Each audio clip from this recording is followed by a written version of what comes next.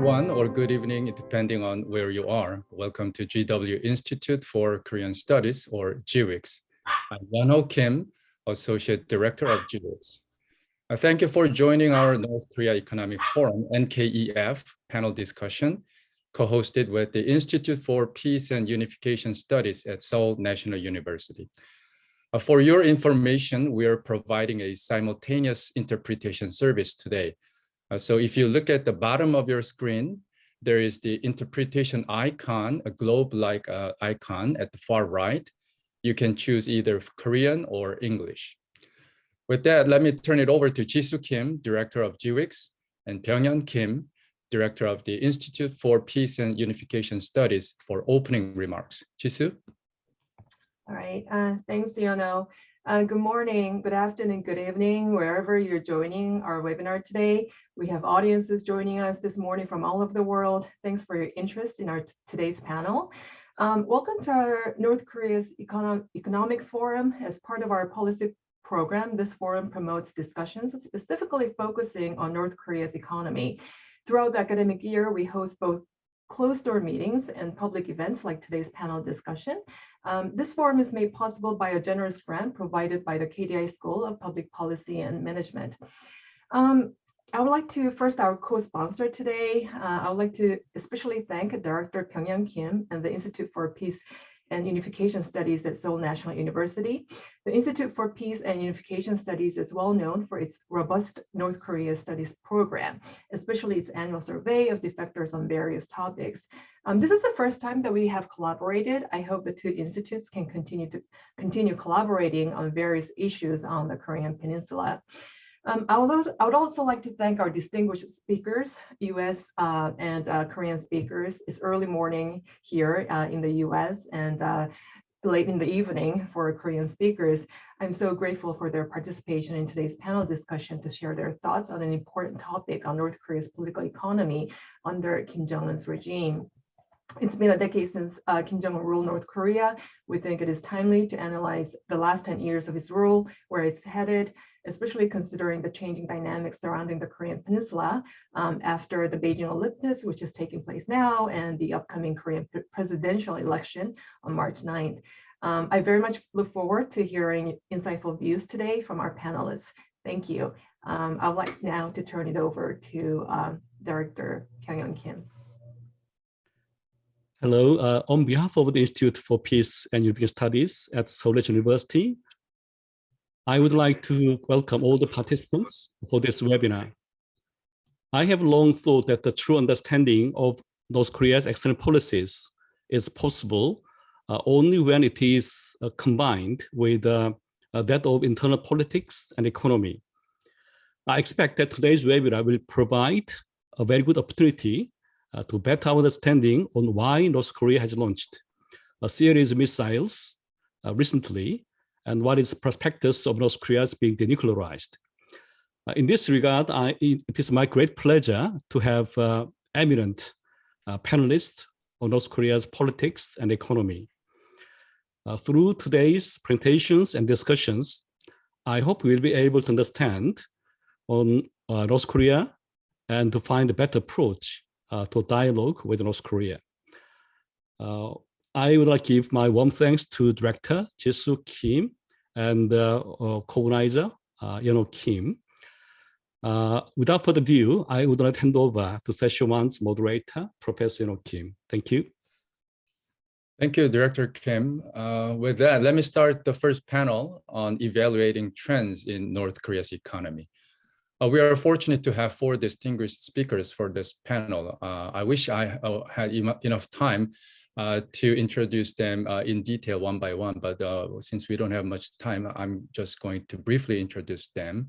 Byung-hyun Kim, Director of Institute for Peace and Unification Studies at Seoul National University. Next panelist, Kyu-chul Kim, Fellow at the Korea Development Institute. Rachel Min-young Lee, non-resident fellow at the Stimson Center. And last but not least, William Brown, chairman of North Korea Economic Forum at GWIX. Without further ado, let me turn it over to Director Kim. Byung-hyun. I will speak in Korean. 간단하게 요약해서 말씀을 드리도록 하겠습니다. 첫 번째 포인트는 So let me put it this way. 이 북한 김정은의 10년을 평가 The 보면 first point is the last 10 years of the Kim Jong-un is. 네, 첫 번째 그 포인트는 김정은의 경제 정책 The first 2012년부터 highlight is 2019년까지 starting from the 정책은 2012 to the 2019. 그 pragmatic socialism, It can be 실용적 summarized as a 사회주의라고 부를 수 있는 pragmatic socialism. 정책이었습니다. 대표 정책은 농업 부분에서의 The 포전 main economic 담당제, policies include the field 그리고 responsibility system 북한의 in 그 agriculture 사회주의 기업 책임 and the 관리였습니다. responsibility management system of the socialist enterprises or the SARMs. 이 두 정책은 이 고유의 사회주의 교육권을 변경시킨 대신에 somewhat contributed to the economic 북한 property 시장과 ownership 북한의 그 무역을 통해서 and 북한 through 경제를 democratization 회복시켜 and 보자는 through 그런 trade. 접근법으로 풀이됩니다. It was a kind of approach to recover the economy of North Korea. 즉 북한 경제가 체제를 자본주의로 바꾸겠다 So it means 하는 그런 의지는 보이지 A, 않지만 it is not a great turnaround 시장에 to 있는 the capitalism. 동력과 시장의 자원, However, they have 시장의 the 기능을 resources in the 활용해서 market, they have the 농업 functionalities in the 부분에서 market. By 또 utilizing 제조업 them 부분에서 in 경제를 the 회복시켜 보겠다는 agriculture, 의지가 in the manufacturing sector, they want to 이 recover the economy. That's what 실용적 they wanted to 사회주의에 do. 포함된 And 것으로 that is 보입니다. a part of the pragmatic socialism.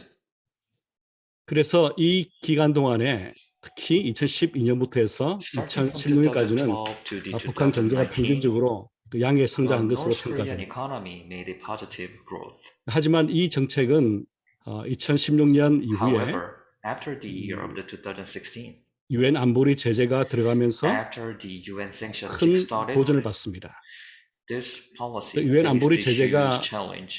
핵심적으로 목표로 한 것은 The UN 북한의 sanction was 무역, targeting the 외화벌입니다. trade of North Korea and to prevent them from earning 그러면서 이제 some 북한의 foreign 무역과 currency. 외화벌이가 위축이 되면 Which 이것은 means 북한의 the trade 시장도 and the foreign 위축된 currency 효과를 flow 가지게 will be 됩니다. shrunken and the market will be 그 shrunken 실용적 eventually. 사회주의에서 So 그 the 시장의 pragmatic 동력을 socialism 활용해서 성장해 보려고 한 was 정책이 trying to use the 근본적인 market 한계에 dynamism. 부딪히게 된 However, 것입니다. that will face the limitation because of the sanction from 따라서 North Korea. 2017년부터 중국이 starting 동참함에 from 따라서 2017, 제재가 효과를 보게 되었고 as the 17년 China was also 8년이 putting sanction 지나면서 against North Korea, 김정은은 sanction was taking 실용적 effect. 사회주의에서 In the 2018, 실용이라는 in 것의 2019, 한계를 느끼게 됩니다. Kim Jong-un realized the limitation of 그러던 the 차에 pragmatic socialism, especially about the 2018년 pragmatic side. 대화 분위기가 끊어지게 되고 2019년 하노이 회담이 And 결렬됨에 after 따라서 that, the Hanoi 경제를 summit was 회복시키려는 failed, 욕구가 잘못하면 which 이 김정은 means 정권의 if 실패를 Kim 인정하는 꼴이 될 Jong-un 수 있다 is pressing too 하는 much 생각을 하게 for the 되었고 economic recovery, 그때부터 it's going to be a recognition of the failure of the Kim Jong-un 김정은은 regime. 실용적 And after that, 사회주의에서 Kim Jong-un made a 일종의 transition retreat, from the 혹은 리버설이라고 made a 부를 수 있는 reversal or the 정책을 retreat 펴게 from 됩니다. the pragmatic socialism. 두 번째 포인트는 그러면 그 대북 안보리 제재가 Then the second 얼마나 효과를 point is 거두는 how 것입니다. much sanction made effect 한국은행의 or 통계에 how 따르면 effective that was. 77년 According to the estimate of 북한의 the 경제 성장률인 마이너스 BOK 3.5%, and North 18년은 Korean economic 마이너스 growth so 40%, was negative 3% 2019년은 and negative 4% 0.9% in 플러스였습니다. 2017 and the 2018 즉 respectively. 2017년부터 19년까지 북한 Starting from the 경제는 2017 to 약 한 the 7% 2019, 혹은 the North Korean 8% 정도의 economy 감소를 보았다. made a 이것이 negative 7 한국은행의 to 8%. 추정입니다. That is the estimation from the BOK 그러나 Bank of 제가 판단할 Korea. 때는 However, 이 in my view, 추정치는 북한의 그 실제 충격을 과소평가하고 actually 있다. that was the 그 이유는 underestimation of the real shock to 한국은행의 the North Korean 추정치는 economy 이 북한의 시장 because the 부분을 포함하지 못합니다. BOK estimate does not 시장이 include the 제재로 market 인해 충격을 activities in 받았는데 North Korea. 그 The 충격을 market 한국은행 was a great 통계에는 hit. 다 담지 However, 못하는 것입니다. the market hit was not included 따라서 우리는 within the 다른 방법으로 BOK statistics. 혹은 So 보완적 we 방법으로 need to 이 try 문제 해결할 some 필요가 other 있습니다. ways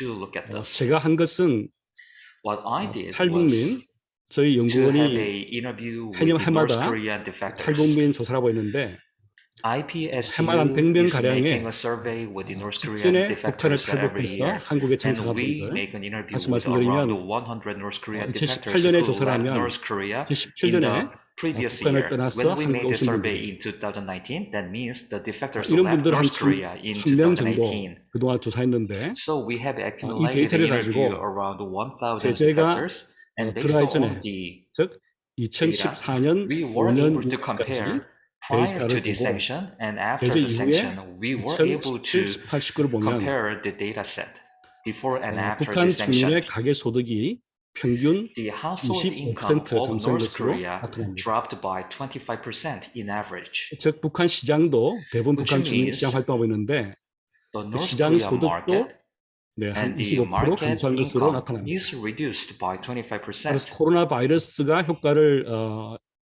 바이러스 때문에 북한이 무역 봉쇄를 하기 전, 즉 In addition to it, 2017년, 18년, 19년도 in 북한 the 경제 year of the 규모는 2018 한국은행 and the 출항보다 훨씬 더 큰 2019, 충격을 받았을 걸로 보여집니다. and probably the shock was 근데 probably 여기다가 이제 bigger than the 2020년, 21년 코로나 충격이 estimation 들어가면서 from the BOK. 이전에 유엔 안보리 제재 충격을 더 강화시켰을 거로 판단이 됩니다. 세 번째 포인트는 And the 그러면 third point 2019년 is, 이후에 이 북한의 실용적 after the 사회주의가 확대 2019, the 혹은 pragmatic 강조되는 것이 socialism was 어떤 의미가 있는가? retreated. And 혹은 what is the meaning of 이것이 that? 일sig인 후퇴인가 아니면 정책의 반전인가 하는 걸 평가해 볼 And 필요가 whether 있습니다. it is a true retreat or 제가 it's a 김정은 temporary 마음을 stuff. 읽을 수 없기 때문에 And I do not have the crystal 리트리트인지 ball to 리버설인지는 read his 알지 mind. 못합니다. I do not know whether it is a retreat or a temporary 그러나 reversal. I do not know. 만약 김정은이 코로나 방역을 빌미로 해서 무역을 봉쇄하고 시장을 억압한다 하더라도 또 And 이런 even 정책을 though 계속 he 실시하려고 opened the 하더라도 market, even though he 성공은 is 어렵다고 suppressing the 보입니다. market, probably he's not going to 그 have 이유는 a 첫 success 번째로 eventually. 북한의 주민뿐만 아니라 북한의 권력층도 무역 봉쇄 그리고 안보리 The 제재에 큰 충격을 받았기 lockdown and 때문에 the sanction was 따라서 such a great 정치적으로 shock to the North Korean 북한이 economy, 프래그마틱 which means 소셜리즘을 리버스한다 그럴 the 때 이 리버스는 pragmatic 상당한 socialism, if it 외적인 is 저항을 reversed, 받을 걸로 there will 보여집니다. be significant setback 또 두 번째로 internally. 북한 체제가 상업 면에서도 국가의 역할을 강화시키려 한다면 거기에 개인들이 들어가서 And 이제 there will 장사하는 be 사람들이 lots 들어가서 of the merchant, 국가가 주도하는 상업에 and 속할 확률은 적다고 보여집니다. they are not 이건 likely to join 많은 in the 주민들이 commercial activities 북한 that is led 국가에 by the state. 자신의 돈이 소득이 얼마인지를 노출시키고 싶지 않을 And 것이기 the 때문에 people do not want to 세 expose how 번째는 much money they have, 북한의 부패 how much 문제입니다. income they are having. 즉 The 시장 next 활동이나 issue 무역 is 활동 North Korean nuclear 그리고 issue. 국가 활동의 상당 부분도 부패에 노출되어 있습니다.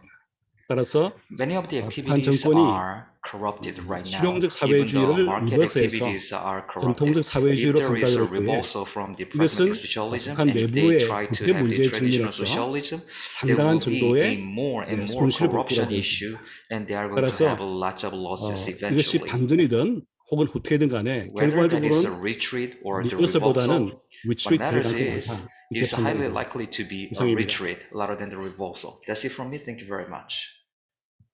Thank you. Kyunghyun, I think when you're talking in Korean, you should click on Korean on the translation icon. So that's why I think we were hearing your original Korean speaking very loudly. So please keep that in mind. Next, we have Kyuchul. 화면을 공유하도록 하겠습니다. I will share my screen. Can you see? 진행하도록 하겠습니다. Let me start my presentation. The topic that I want to talk about today is about the second half of the last 10 years, sanctions, COVID-19, and the North Korean economy. First of all, I want to talk about the impact of sanctions. And secondly, I want to talk about the impact of COVID-19. First of all, as you may well know, the numerous UN Security Council sanctions were enforced from 2016 to 2017 and have remained in their present state since 2018. But whether that sanction actually affected the North Korean economy is just debated through speculation or the trade data that we have. 회담에서 So 가장 first of all, we can speculate from the fact that Kim Jong-un demanded for the lifting of the sanction during the Hanoi summit. And we saw that the exports to and imports from China have fallen by 90% and 20% respectively. So based on that, we can just speculate that those sanctions were effective on the North Korean economy. However, regarding the internal economic conditions of North Korea, we cannot say for 100% because of the two facts that you can see here. First of all, the market prices and exchange rates stabilized post-sanction. And also, this is one of the challenges that we have. It's difficult to know about the internal economic conditions due to limited data. So there are still debates about the effectiveness of the sanctions on North Korea. There are many different ways that we can use to analyze the North Korean economy, and one of the most used way is to see through the satellites to make observations. So we see the satellite imagery during the nighttime, and this is one of the most well-known photos. And you can see North Korea's nighttime lights measured via satellites. You can see clear comparison between North Korea and South Korea. So there were many attempts to understand about the economic situation in North Korea.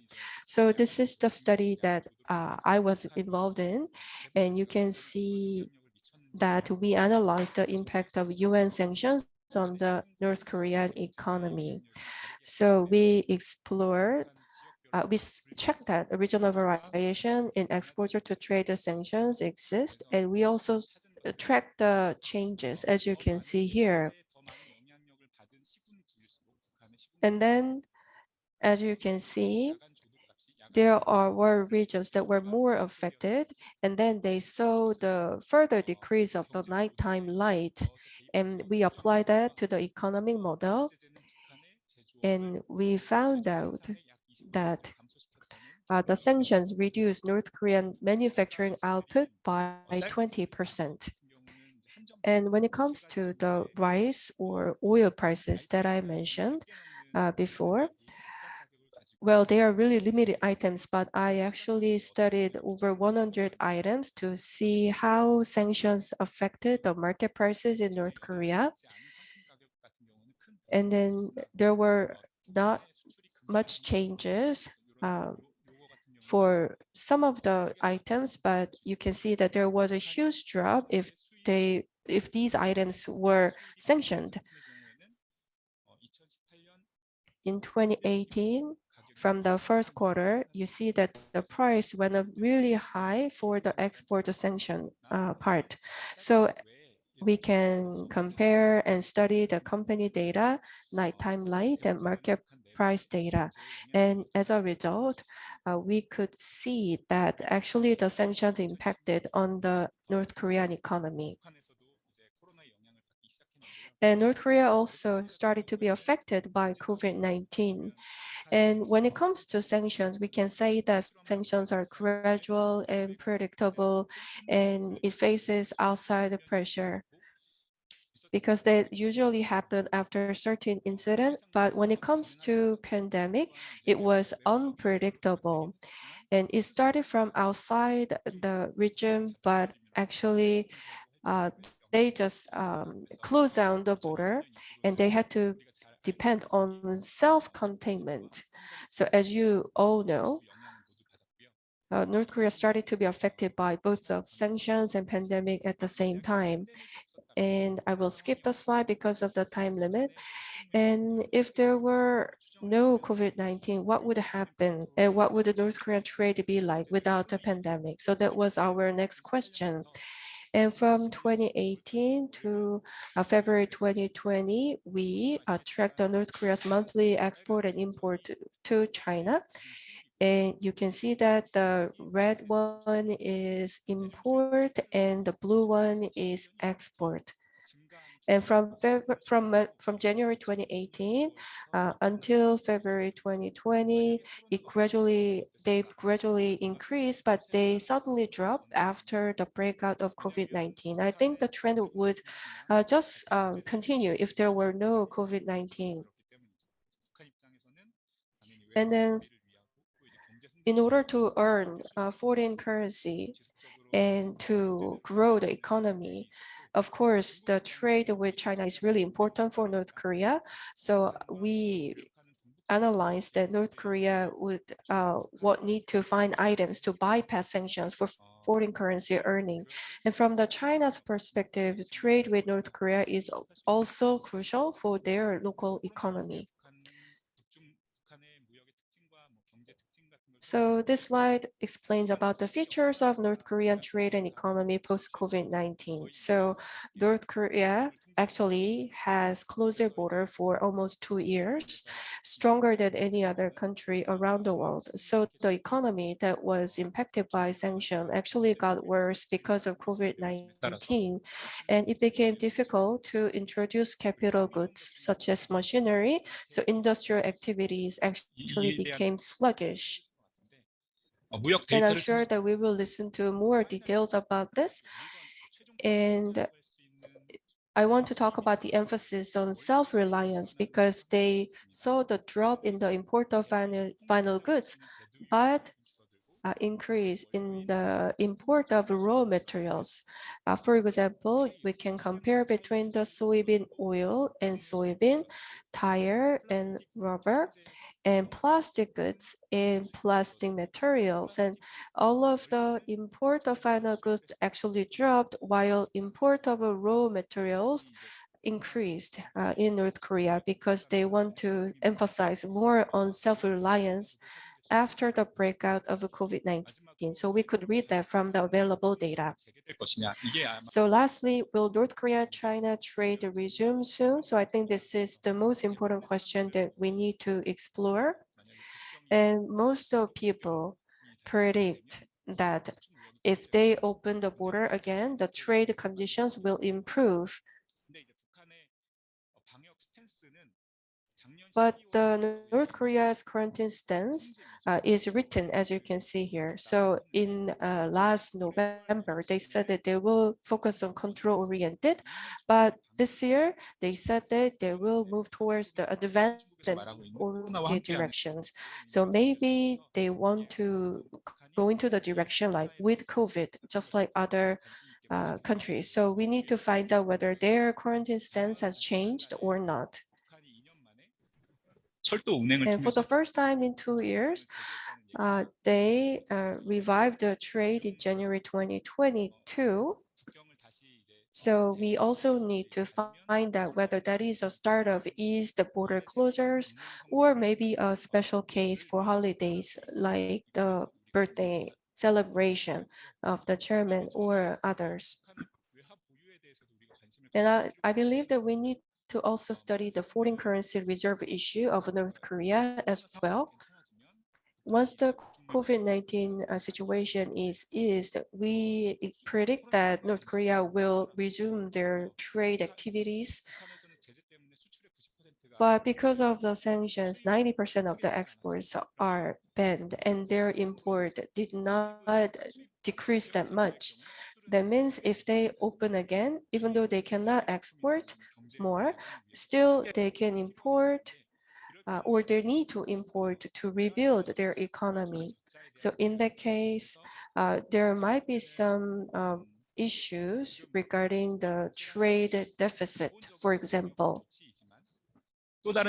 So even though the border closure is for the quarantine issue, maybe that can be used to prevent a decrease in foreign currency reserves. 돌아가는 것이 그렇게 쉽지 않을 수도 있다. So it would not be easy to go back to the pre-pandemic level. 석탄 밀수나 아니면 여러 가지 And some smuggling of some items like coals 대화를 얻으려는 시도는 may still continue this year. So that's my prediction. This is the end of my presentation, and thank you very much. Thank you, Kyuchol. Minyoung and Bill, I think you have very good reason to make your statements shorter because the two first presenters made a very detailed presentation. So Minyoung. Okay, I'll try my best to make this as short as possible. First of all, I would like to start out by thanking GWIX and SNU's Institute for Peace and Unification Studies for hosting this webinar, and I am honored to be among such distinguished panelists. I'm not an economist, so I will provide input as a North Korean media analyst. And let me start with some observations about the SPA session, the Supreme People's Assembly session that was held a few days ago. State media's depiction of economic production in 2021 was positive, more positive compared to last year. According to the cabinet premier, North Korea exceeded its 2021 total industrial production target by 48%. The North did not provide a number for its 2020 industrial production target achievement. In 2019, this number was 8%. The cabinet premier also said great success had been attained in agricultural output. The bottom line is that improved numerical figures and more positive language do not mean the North Korean economy has gone from bad to good overnight. But I would say that it would be fair to say that the North Korean leadership is voicing a certain level of confidence in its ability to manage the economy.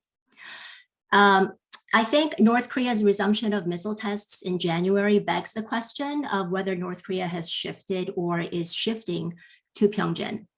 The first thing that many of us will turn to is North Korea's annual national budget and defense spending. North Korea's official defense spending for this year is projected at 15.9%, which is in line with previous year's defense spending. Given that North Korea's boilerplate defense spending tallies aren't so helpful, I turn to North Korean media reports and articles for better clues. And a review of North Korean media indicates that the civilian economy does remain the primary focus of North Korea for the time being, at least.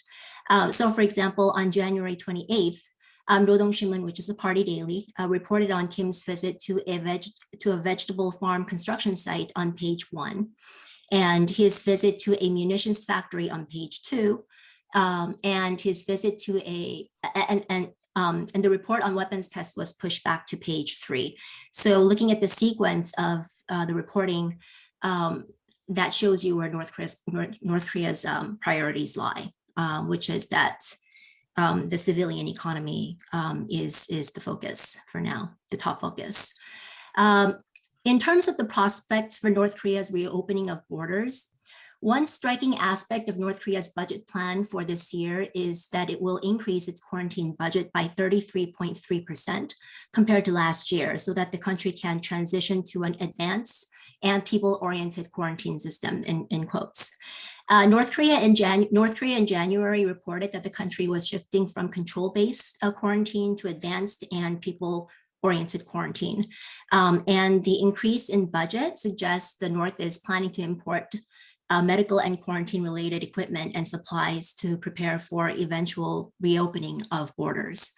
To me, this is significant because it indicates that North Korea will proactively take steps to create an environment where it can reopen its borders rather than passively waiting it out, which is basically what the country has done for the last 2 years.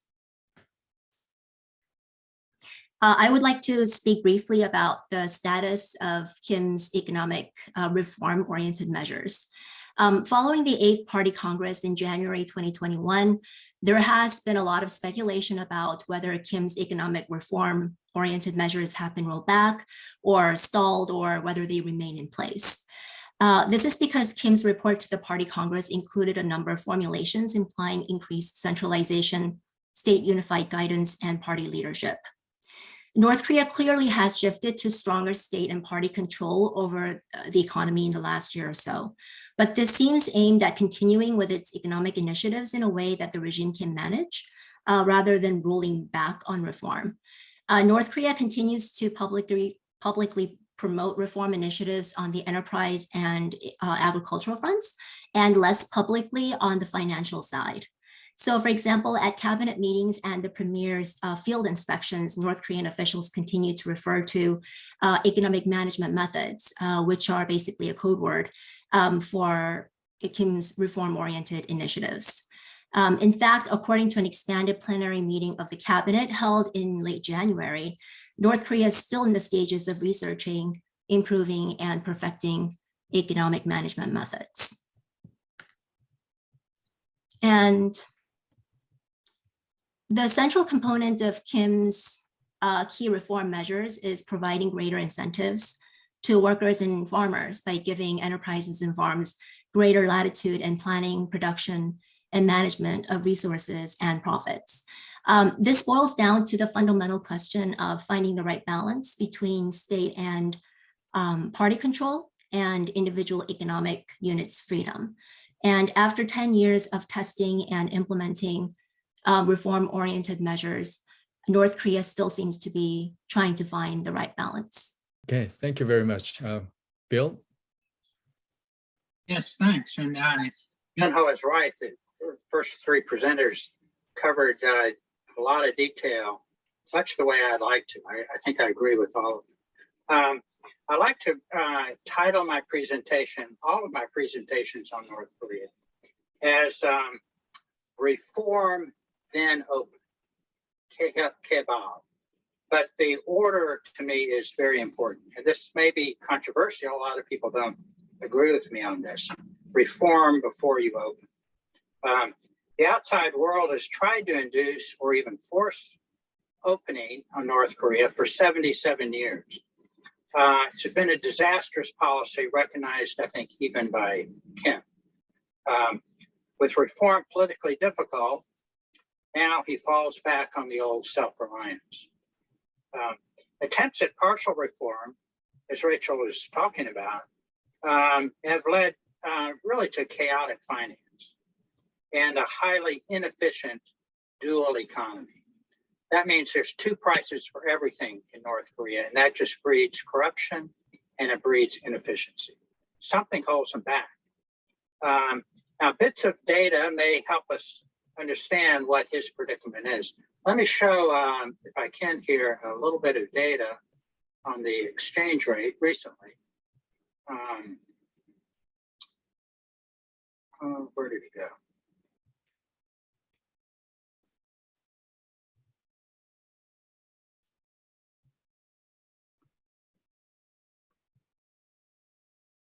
Well, I'll bring it up a little bit later. What the exchange rate data shows just in the last week or two, a jump in the value of the US dollar against won and a jump in the value of renminbi against won. But that sort of clouds a longer term picture. The long-term picture for under Kim, he got control of the exchange rate. He got control of the money supply. He got control of inflation. I argue that's his biggest achievement, actually, is getting control of the monetary system. From his dad's father's day and grandfather's day, you remember, huge inflation.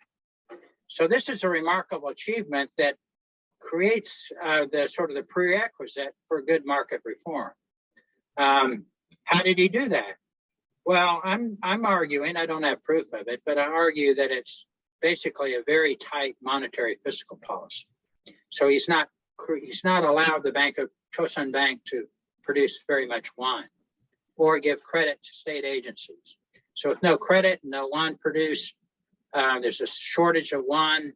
It raises the value of won versus the ever-present dollars and yuan, which circulate in the economy. This partially dollarized economy is very odd for a country. Not many countries do this, allow this. It really strikes me, it suggests to me a very big weakness in the government. North Korea, we think of Kim Jong-un as very powerful, but he can't even keep dollars and yuan out of his country. That's something almost no other leader would tolerate. So What's the result of that?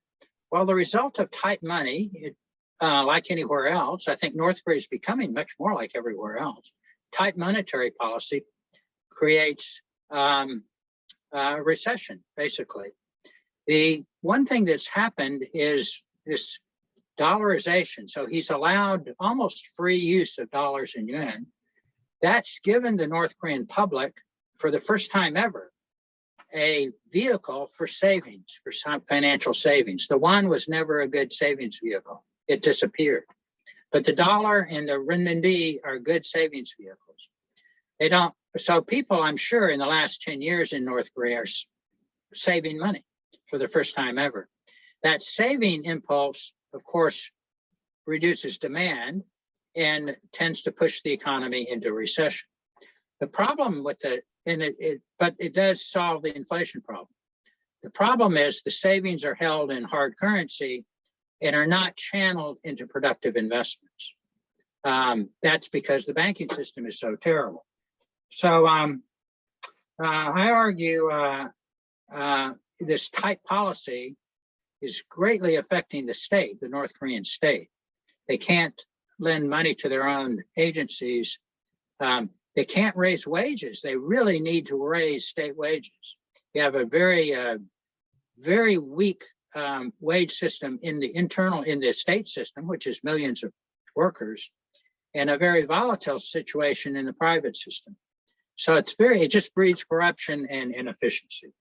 Now the UN sanctions came along in 2016, 2017 in a really strong way when China jumped onto them. And that has,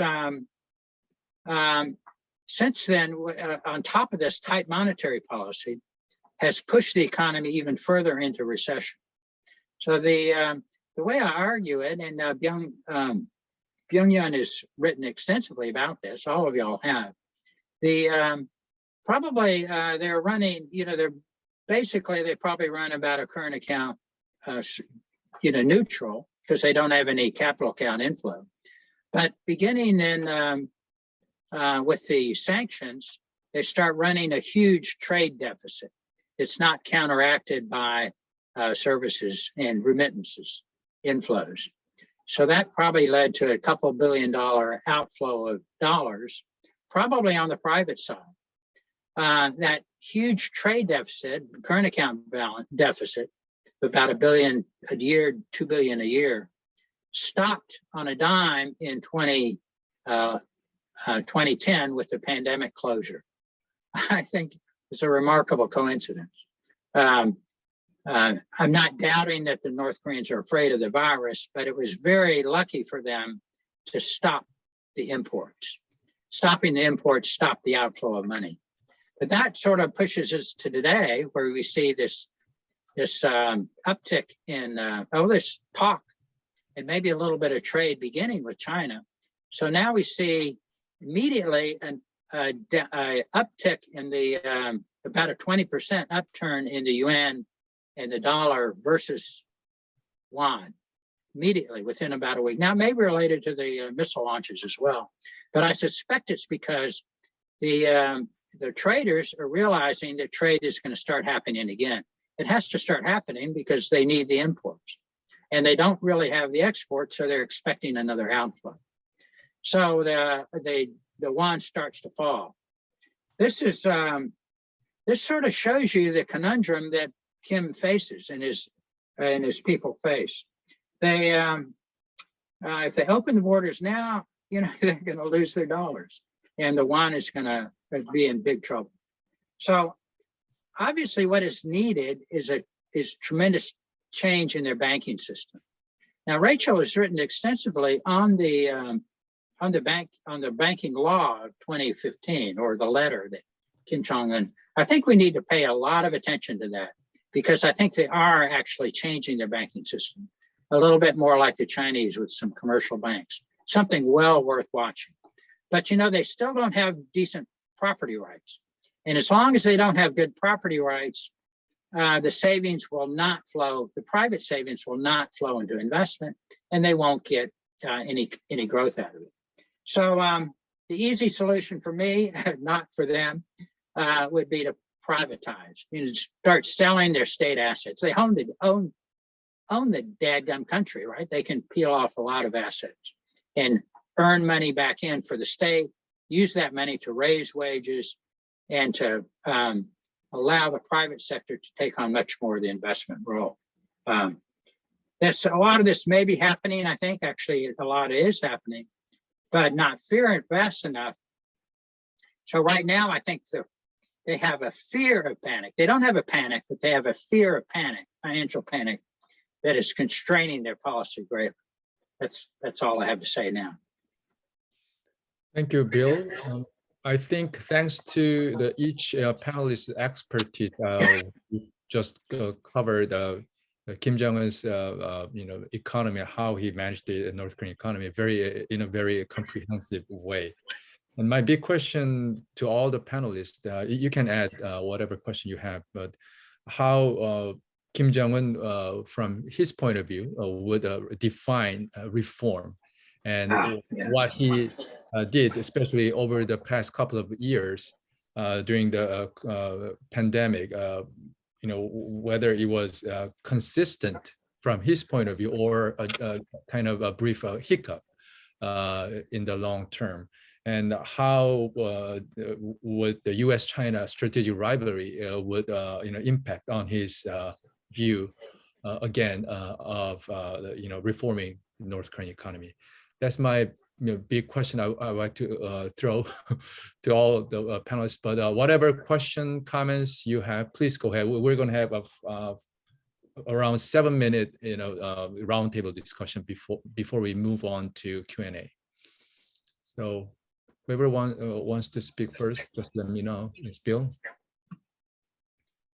Yeah, I think your question on reform is right on. And, we have to define ourselves what we mean by reform. I think if we ask all of us, we have different views. I have a very set views of reform, and that basically means decentralized decision making. It means reform of the farms, collective farm, decollectivization. Reform in a Chinese context, gai ge, the Chinese call it, kehyuk in Korean. I don't think Kim is using the word kehyuk. Tell me if I'm wrong. That would be very important if he did. Kehyuk means radical reform. Reform itself is a strong word. And it means getting rid of the collectives. It means allowing private ownership. It means decentralizing. So the interesting thing is they're dabbling on all those fronts. There've been pilot projects on all of those. They know what they're talking about. We don't need to tell them that. But they can't seem to politically go through, I think most importantly, the farms. They can't push the decollectivization of the farms. Even though the Chinese tell them that, everybody tells them collective farms mean famine. And it did in North Korea, did in China, did in Soviet Union. Why not? And I've asked Chinese, and Chinese say, no, they're just better communists than we are. And I kind of understand it. It's very tough to pull back on ownership of the collectives. Thank you, Bill. Young-Yeon? North Korea leader has never said about reform in his speeches. Yeah. When he emphasizes the economy, where he mentioned it several times in his New Year's speeches and party congress, etc., but never said about reform. But that changed to, from 2019. He said a lot about self-reliance instead of the economy. When the economy is used, it always comes with self-reliant economy. So I think the emphasis has moved or shifted from pragmatism to, say, survival. In order to survive politically, he requires a kind of state control on everything, including the economy. I think that is background behind this policy shift. But I don't think, as I said, his attempt to change this policy line will be successful for the reasons I described. Thank you. Kichol or Minyoung, do you have any comments?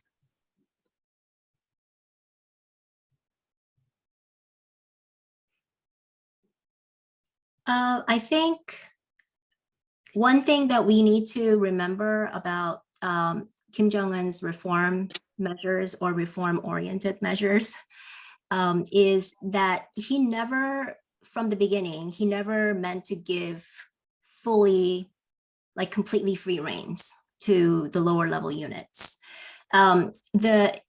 His talk with functionaries on May 30th, 2014, and that became known as the May 30 talk.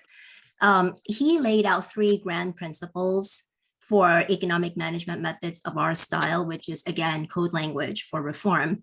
And the first one is cabinet's state unified guidance, right? So that's central control. The second principle that he laid out was proper implementation of the corporate responsibility management system, which basically means giving greater latitude to individual enterprises.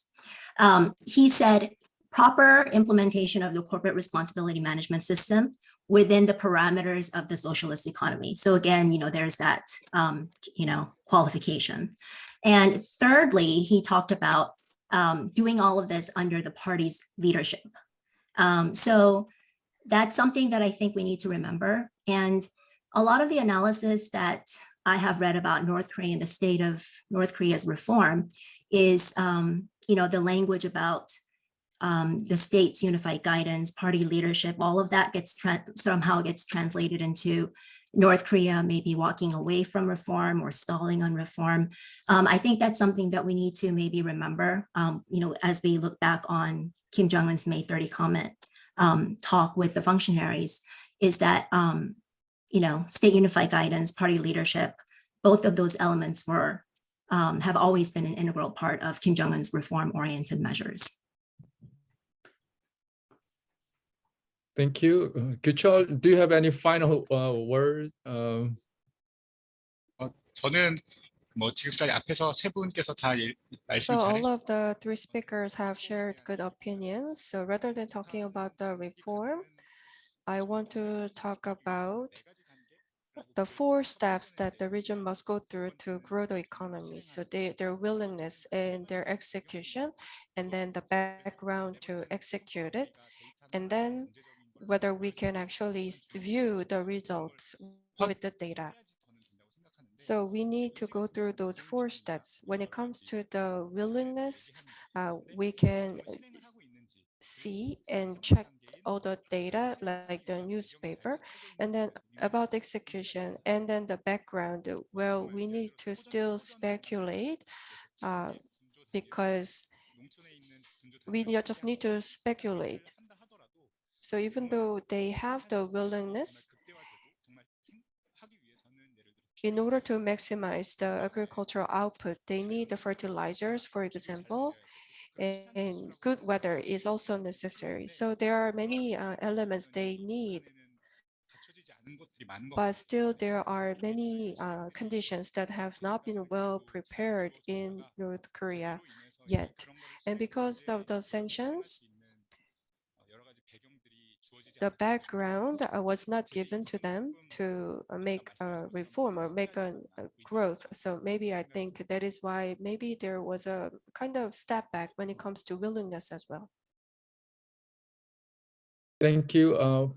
Yes, 두현. 일단 그 경제적 패널에서 굉장히 좋은 의견들이 나왔습니다. Thank you very much for sharing wonderful opinions about the economic sense. And for the economic issue, what matters is whether they have the difficulties or not. But we have only limited set of information, and we have limited information such as the public media. And we need to interpret that in the same manner. What matters is a certain language can be interpreted differently, and we can say, and because of this, this means that. However, we needed to pay attention to all the other factors, not just a single code word or single phrase. For example, North Korea is underlining the people-oriented quarantine. And North Korea is accepting that they recognize the economic difficulties they have. Kim Jong-un in last year in the fourth plenum, he mentioned in the labor sector, there is an issue and there are people who are reporting with exaggerated statistics. That is something that we should shun away from. Kim Jong-un expressed that he is facing some difficulties when it comes to the food production. That is another code word that we need to pay attention to. Also regarding export and import, we should not just focus on the numeric values about the export and import. Before the pandemic, the export and the import was increasing gradually before the sanction. And after the export and the import was growing, there must be some transaction cost to evade the sanction. The evasion cost should have been really high. Yes, sanction is really important, but what matters is the timing.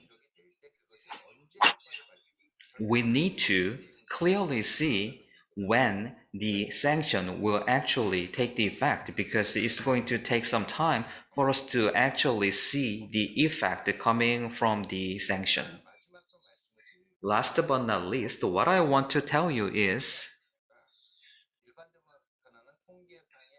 and we should not just look at the statistical numbers. When we are talking about the effectiveness, we need to understand whether there is any other alternative than the sanction.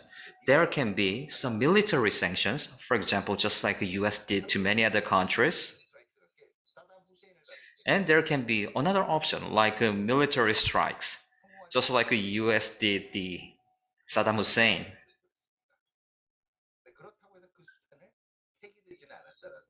However, that options still are on the table, so we need to consider other alternatives other than just the economic sanction against North Korea.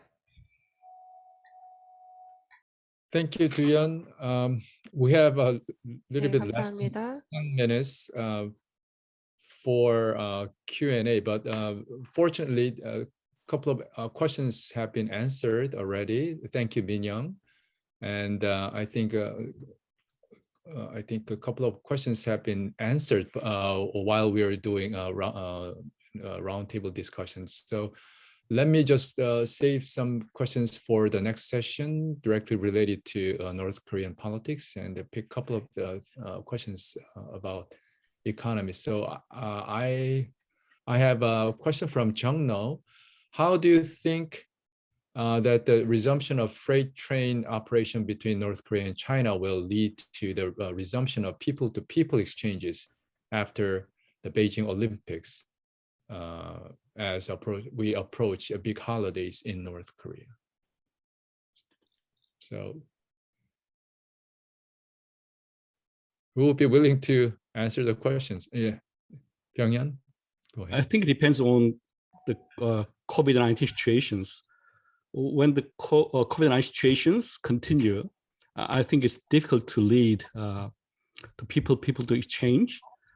But if COVID situations improve, then I think we can think about it goes back to the situation before 2020, 2019, for example.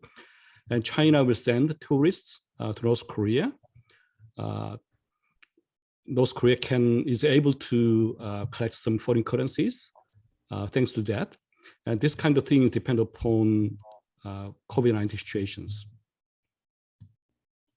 Yes, I guess we didn't have much time to discuss the China factor. Yes, Bill.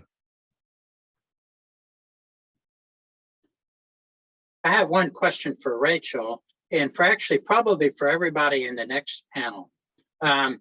the way we listen to North Korea, to Kim Jong-un speeches and whatnot, I never know, and I tend to be a contrarian. So when he talks, when he says we need to centralize control, I'm thinking that's because he's afraid that the economy is decentralizing.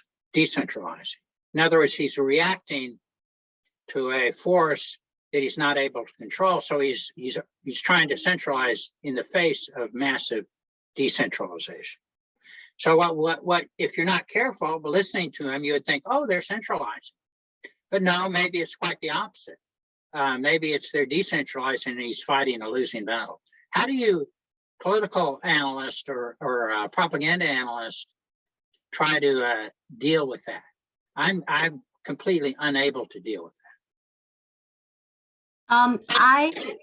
Since the collapse of the Hanoi summit, North Korean media started carrying a lot of articles about establishing stronger discipline across all areas, including the economic sector. And one of the things that they talked about here and there, especially in the Party Daily, is how the cabinet doesn't know what the state of the resources, the country's resources is, what the country has, who's using what's going where.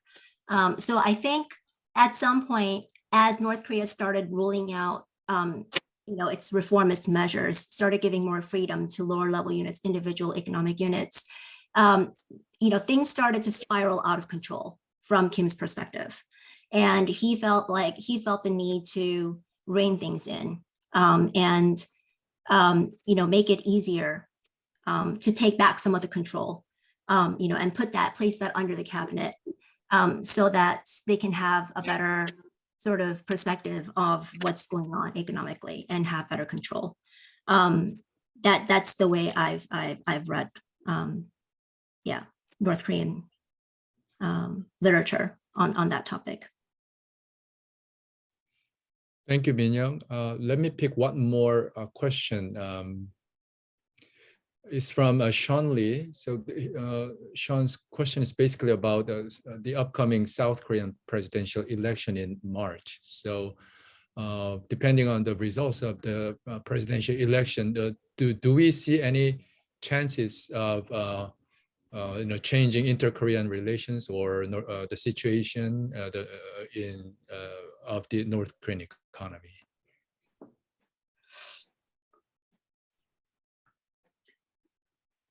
Yes, Bill. Yeah, I mean, one thing that we can be pretty sure of is that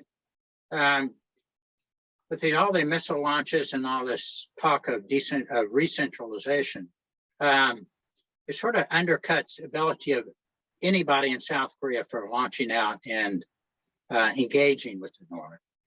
That may be, this is part of what I think is purposeful. I think the North Koreans are afraid of engagement, and for very good reason. I would be too, actually. That's why I say they need to reform first before they can really engage in a good way with the South Korean government.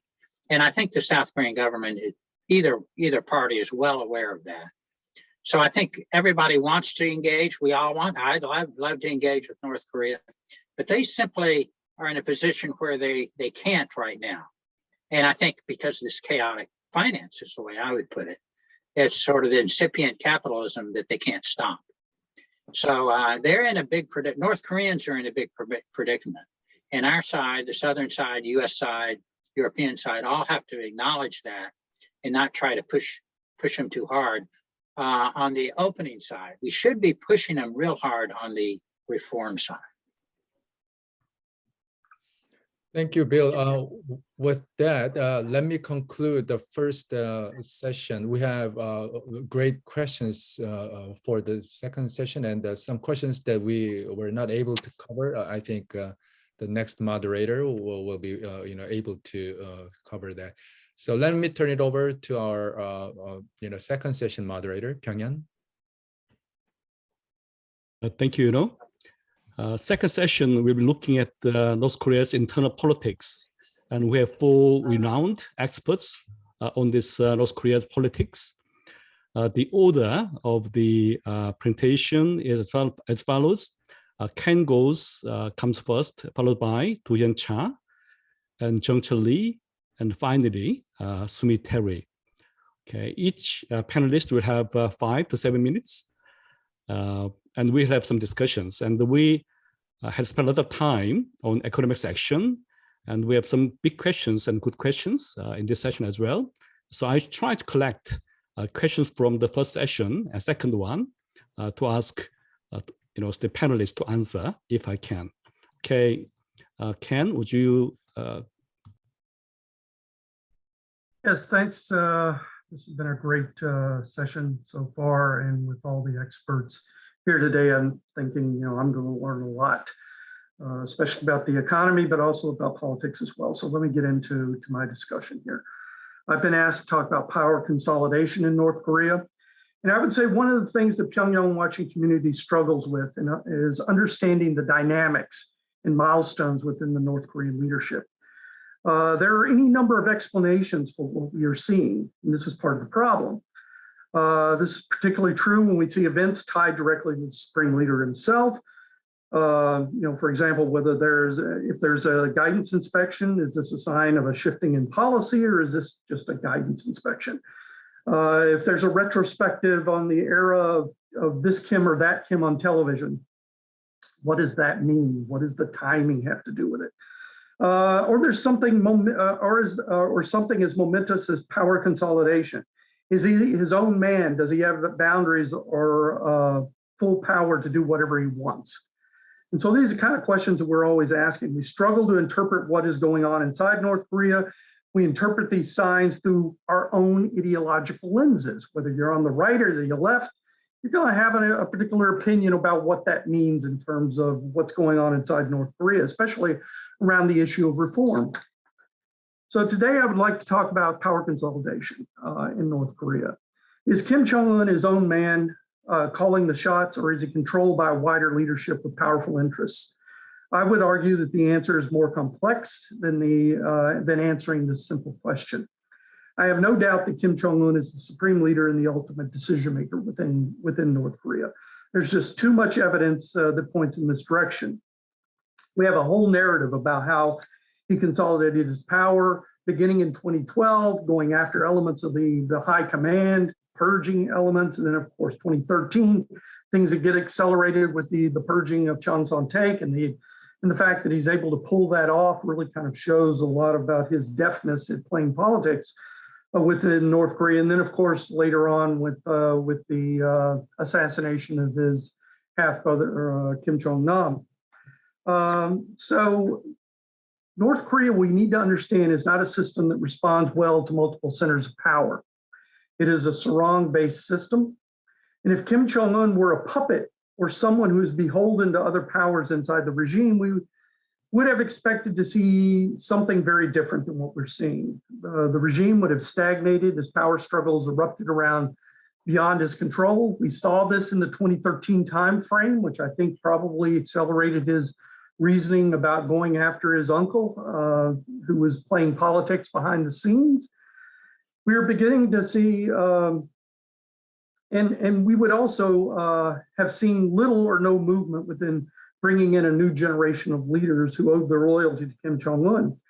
After 2013, and definitely after the Party Congress in 2016, we began to see widespread movement within the leadership as positions in the party military and internal security were turned over again and again and again.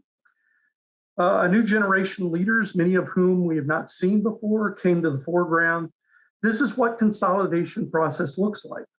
Another sign of Kim Jong-un's growing power was his move by 2015 to begin to delegate authority throughout the system. This does not mean power, but authority. He is investing in the wider leadership and the execution of policy lines that he lays down. In speech after speech at the party and leadership events, we see this delegation of authority was manifested by shifts in his guidance practices. We begin to see burden sharing as other individuals take over some of the load in the economic and military spheres. We're now specifically seeing that in the military spheres with testing, where Kim Jong-un will show up maybe at the end of a major development in a particular weapon system, but in the lead up to that, basically you have the chief of the general staff or somebody else like that overseeing particular testing. And this takes a certain level of confidence by the supreme leader to be able to do this. Over the last couple of years, the consolidation process has become a bit more opaque. Kim Jong-un is still calling the shots, but something else is going on that we're starting to see kind of things around the edges. We are seeing new positions being created, like the first secretary, and there are indications that Kim is rearranging the political space around himself. We also see the elevation and decline and re-elevation of Kim Yo-chung. We see the expansion of authority and presence of people within Kim Jong-un's inner circle, such as Jo Young-won. In any totalitarian or extreme authoritarian system, one key indicator for power consolidation and comfort at the top is the expansion of the personal secretariat system, which becomes a system within a system. We saw this under Stalin. We have seen it in other places. And I think we're seeing it now under Kim Jong-un. We've seen over the last couple of years the weakening of the OGD, which is being replaced by another surveillance system within the apparatus tied directly to Kim himself. It has elements of the OGD, and the OGD is being more subservient or more tied into his personal apparatus. At least that's what I'm getting in my discussions with people who have insight into the region or into the country. But it's not all about power. It's also about making the system work more effectively. And this goes to what was already spoken about by Bill and Rachel and other people about making the system work more effectively. In this regard, I have argued that Kim Jong-un's plan is to normalize the state within boundaries. So what those boundaries are yet to be determined. He wants to reduce corruption and cronyism and replace it with a system that is somewhat based on merit. And since 2014, 2015, we've seen the idea of accountability being stressed again and again and again across various parts of the regime, from the party to the government apparatus to the military. We think Kim Jong-un wants to make the system run more effectively, especially in the economic realm, where business as usual based on some centralized control system will no longer work. In addition, if North Korea can ever get out from under the sanctions, the system needs to be able to make the most of bringing the outside aid in. I would agree that right now is definitely not the time to be bringing in outside aid. The system is not really prepared to deal with it, but I think that he has an idea of in the future that that's what he wants to do. The problem, however, is that the regime is also running headlong into COVID, which has forced Kim to fall back on some of his tried and true methods of the past to control the regime and keep the wheels from coming off the cart. Maybe more important than making the system work more effectively is the idea of continuance of governance. Currently, there is no legitimate heir apparent who could step into Kim's shoes if he were to die or become incapacitated. The regime's culture does not take well to collective leadership. I think that part of the reforms that Kim is making, especially in the space around himself, is to create some sort of plan to run the regime in his absence, if that were to come. I think this also may account for the great weight loss that we've seen with Kim Jong-un himself. I think he realizes that the regime would be in real trouble if he, as the linchpin, were removed in North Korea. Kim realizes that if the regime continues to run the way it is, a fourth generation transition is very difficult. The fact that he is attempting to deal with continuance of governance at this time in his tenure as a leader suggests he is firmly in control. He is firmly in control as long as his health holds out. In the end, I'll end my talk here, but in summary, I believe that Kim Jong-un has consolidated his power, but that does not mean that he can sit back and expect the regime to run effectively. He needs to change the system. It's a long-term process. It also does not mean that he can just ignore the desires of the elite. He has to balance interests within the regime as he has to show progress as a leader in order to hold on to his legitimacy. Thank you. Okay, thank you so much. Okay, Do-hyun, please.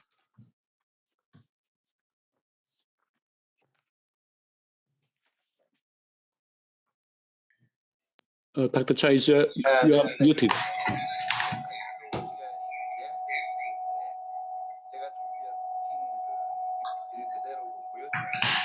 As I have a limited amount of time, I'm not going to read out the PowerPoint, and I'm going to share the PowerPoint later after this talk.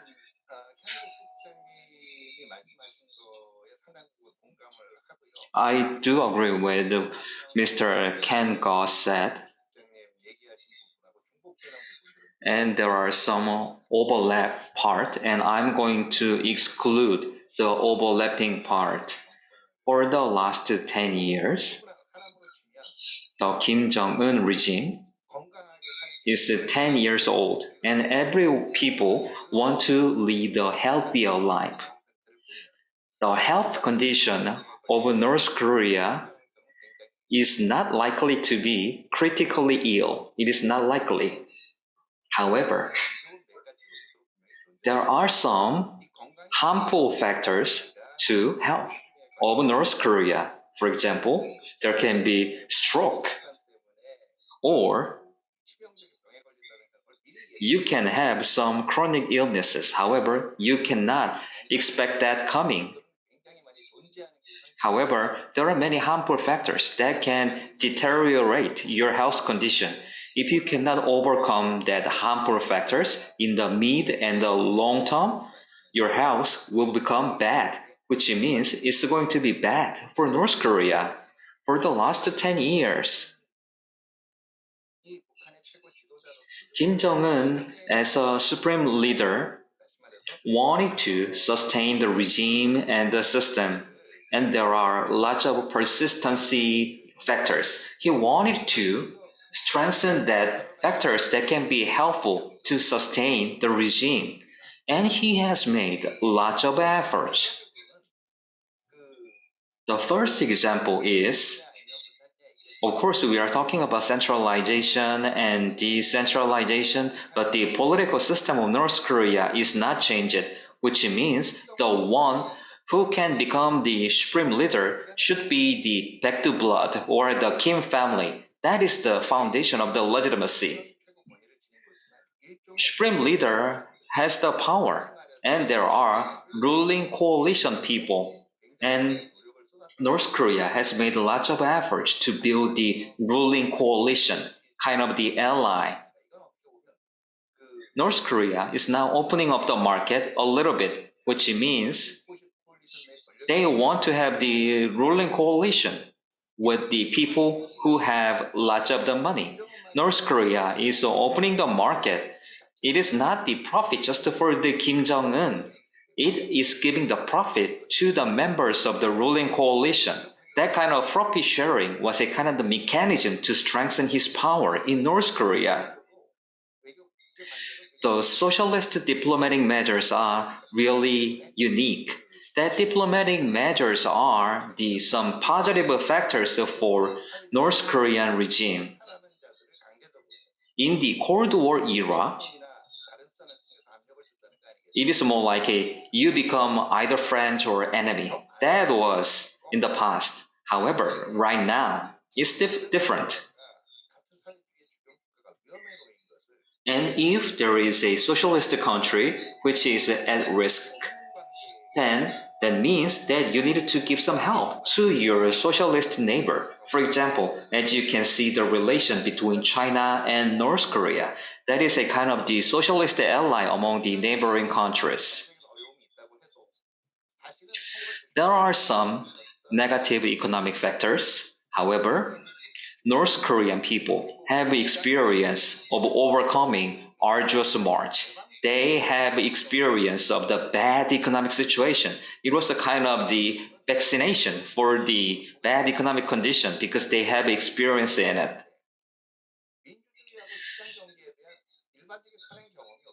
The North Korean people do not have any experience about democracy and the market economy, so the North Korean people believe the system is just right because they do not know any other economic system, any other political system.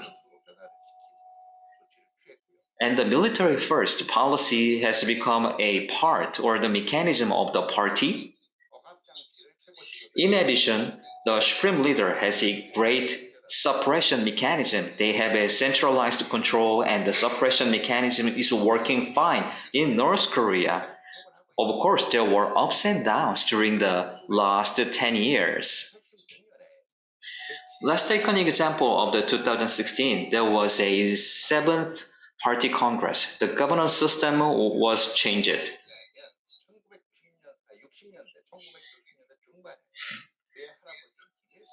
Kim Il-sung came up with the governance system, and a similar pattern was observed in 2016. And in the 8th Congress, the governance system was changed again. Of course, Kim Jong-un is focusing on the consolidation of the power. However, they have a secretary who is in charge of everything. They now have the secretary who is in charge of everything. I'm not sure whether that is another consolidation of the power, or whether that is a kind of the delegation of the power. As Ken said, we need to divide the authority and the power, and I'm not sure whether he is dividing the power or the authority with the other people. However, that kind of shift can be a harmful factor to the North Korean regime. What matters is there are lots of political factors in North Korea.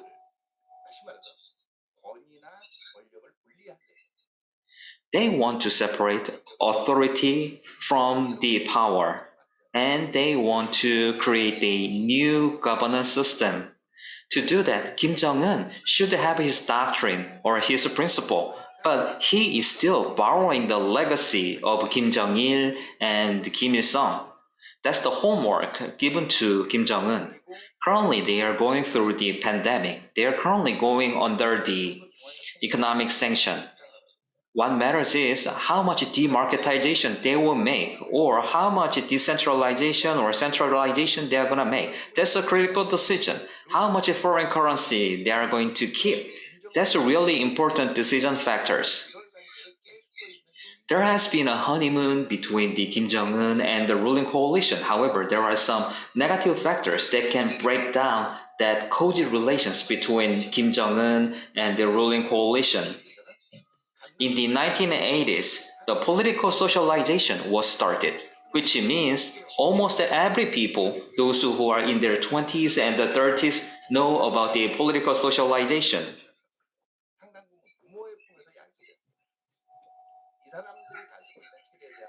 And they have the huge loyalty to the system, to the regime. However, for the younger generation, the suppression mechanism is not working all the time because there is a generational change.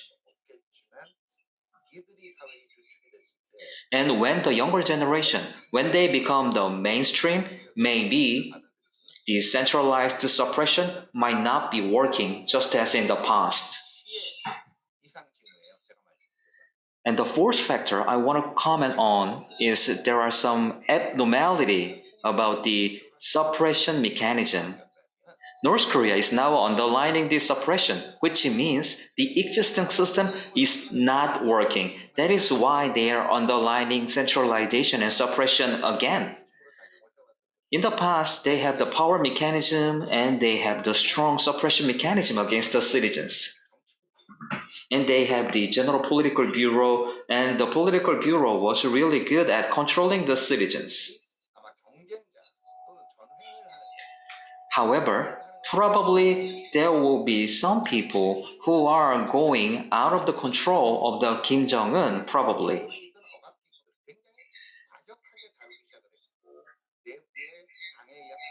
And Kim Jong-un is now underlining inspection from the party level. And if Kim Jong-un is heighten the level of the suppression, probably the suppression will not be that effective. In the past, people were not able to go against the regime, even though they were frustrated. However, the time is coming that the new generation will be different from the old generation. which means in the Kim Jong-il era, the North Korea was a closed hermit. However, Kim Jong-un has now some international relations. He has a partial opening. The society is changing. And Kim Jong-un's regime and the North Korean society is exposed to the external factors. And now they have the sanction and COVID-19. North Korean leadership understand that this is a pain. But what matters is, do you think North Korea can go back to the normal or the people-oriented quarantine? What matters is timing. North Korea should go back to the normal so that there will not be too much complaints coming from the North Korean citizens. However, there are so many limitations, so many constraints. They are currently going through the trade deficit with China. The quarantine devices and the vaccines should be secured. However, North Korea cannot do it right now. And those factors will be the critical factors for the political stabilization of North Korea. Thank you so much. Dr. Lee Jung-cheol, please.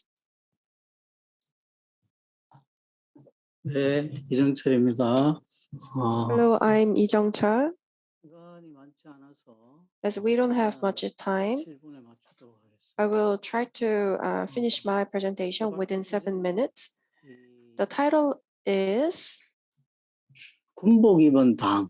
A newly consolidated party in uniform in DPRK and its crisis management system. 이 군복 입은 당이라는 개념은 So the concept of a party in uniform means 당국가 체제가 북한에서 완성되었다. so how this system was completed in North Korea. I think they went back to the past form. And what I mean by crisis management system is that North Korea is kind of utilizing this COVID-19 situation. As you may well know, during the 1990s crisis,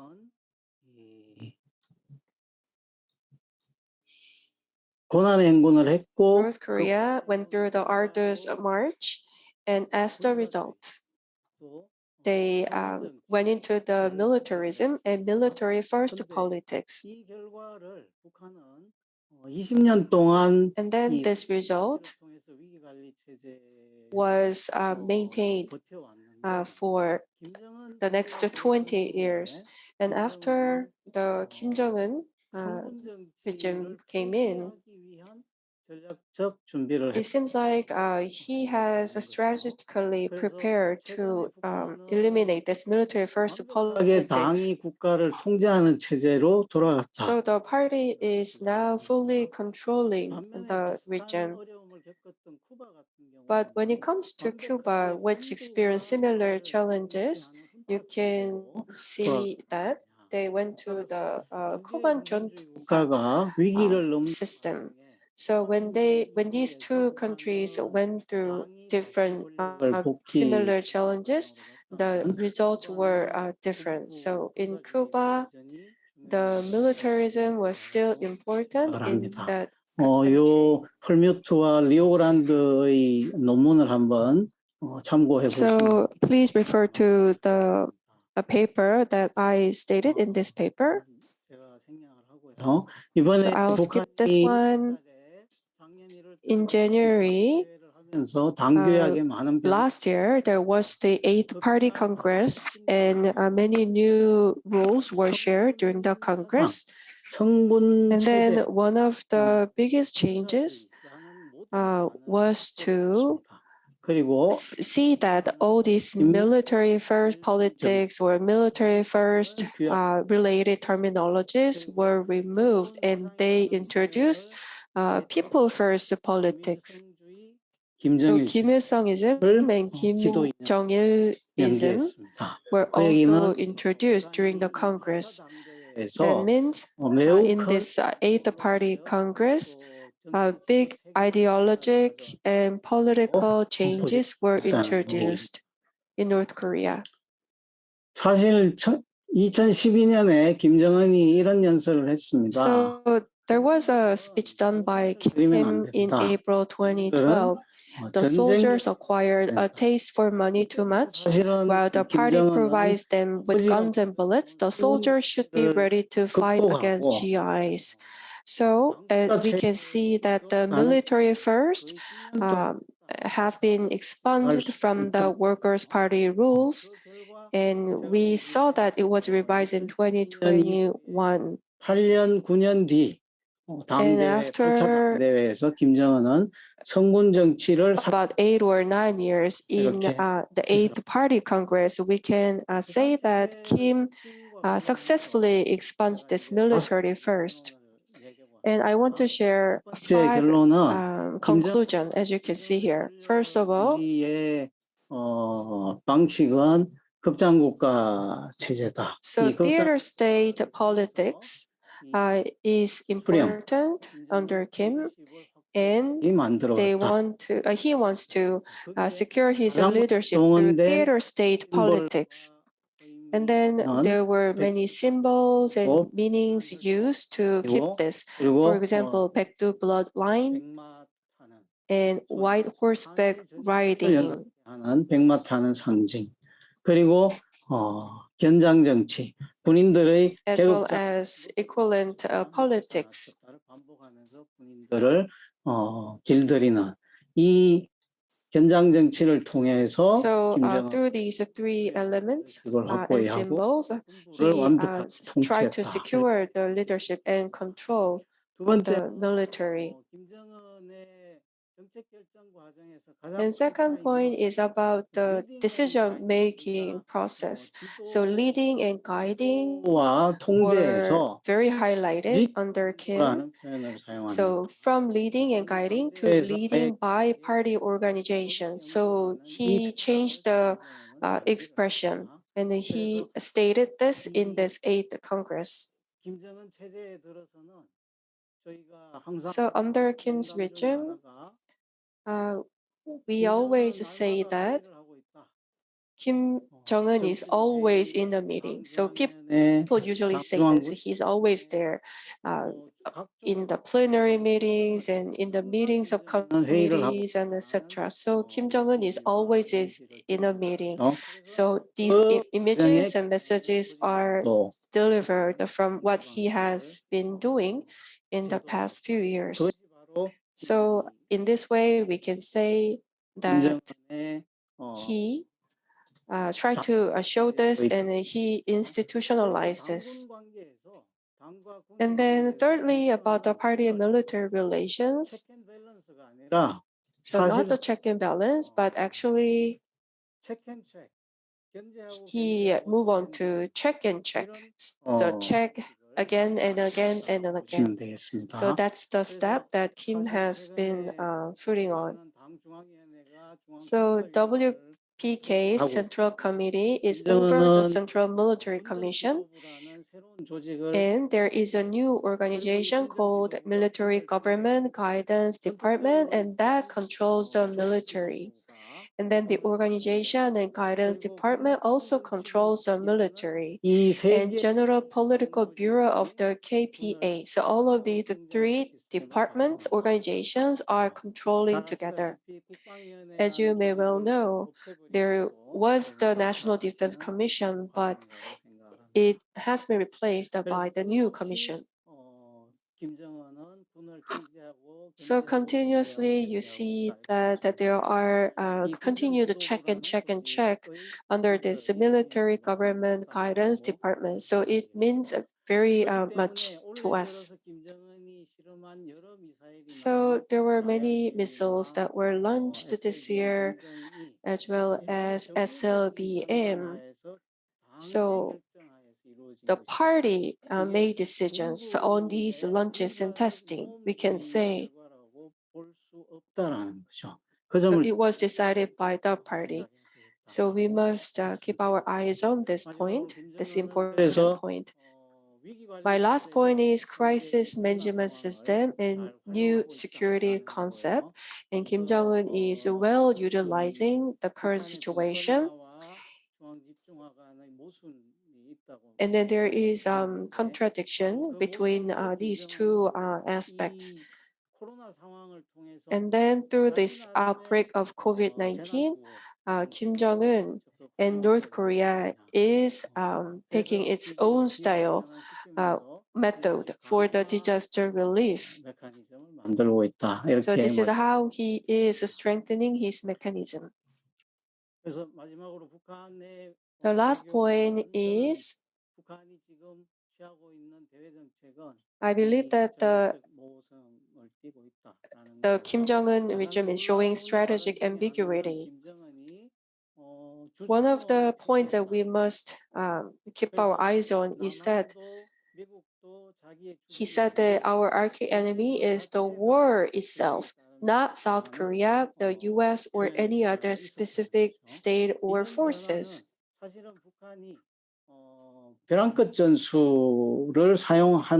So we believe that he has changed his direction. So he's saying that he keeps saying that our enemy is the war, and then he criticizes. We criticize that dual treatment principles must not be taken, and then this is how changes are going through in North Korea. Thank you. Last but not the least, okay, Sumitri, please. Good morning, everybody in DC, and good evening to everybody in Seoul. This has been truly an enlightening discussion, and I really learned a lot from all the panelists. I've been asked to address North Korea's domestic politics and foreign policy, an issue that we have not really talked much about. Since I'm the last speaker, and since we've already heard from our stellar panelists in detail about North Korea's economy and domestic situation, I'll just provide some overarching final comments and talk a little bit about North Korea's foreign policy that I've been asked to address. I'll say that in terms of big picture, I do agree with Ken Goss and others' overall assessment that in the course of over the past decade, Kim Jong-un today has consolidated power and emerged as the absolute leader of North Korea. He has purged everybody, any possible competitor, while ramping up North Korea's WMD to new heights. I remember, as we all do, when Kim took over in December 2011, everybody called him baby-faced 27-year-old Kim Jong-un coming to power. Some well-known Korea watchers cautioned even about potential for regime instability. Some questioned whether, North Korean elites, many of them septuagenarians and octogenarians, whether in such a Confucian culture that values age and experience, whether they would accept such a young man in a third hereditary succession. Some even speculated that Kim could become a figurehead and so on. Well, as we all know, none of that happened. And since Kim took over power in 2011, he used every tool that he had to crush all possible opposition, consolidate his rule, purged, would-be rivals, any threat to his power, real or imagined.